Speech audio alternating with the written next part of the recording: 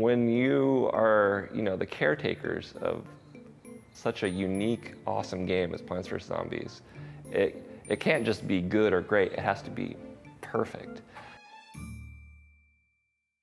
With any sequel, you've got the challenge of really wanting to deliver on what people loved about the original game, but make it different enough and move it forward enough that it feels like it's not just a rehash. How do we make gameplay feel like PvZ1, but be just as good or better in its own way?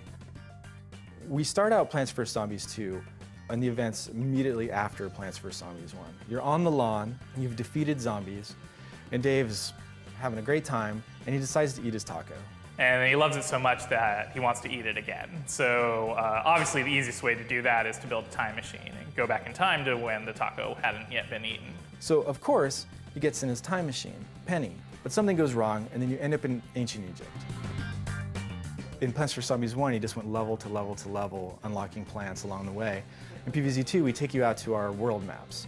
So in PvZ 2 at launch, we've got 3 worlds, Ancient Egypt, Pirate Seas, and the Wild West. It was always our goal to have the most robust game possible, and part of that is going to be releasing these new worlds. So even though we've released 3 worlds, we want to have new and more content coming out all the time.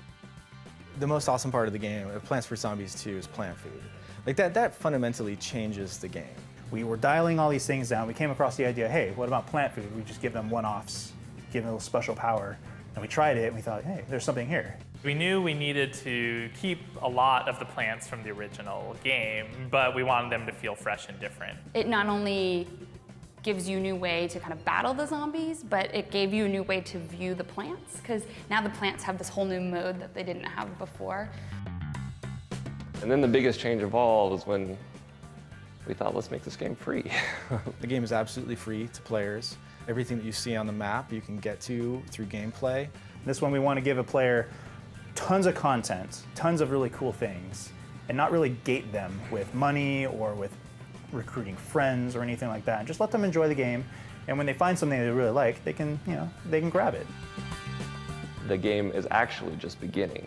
You asked me what I'm doing now. Now I'm planning for what happens next in Plants vs. Zombies.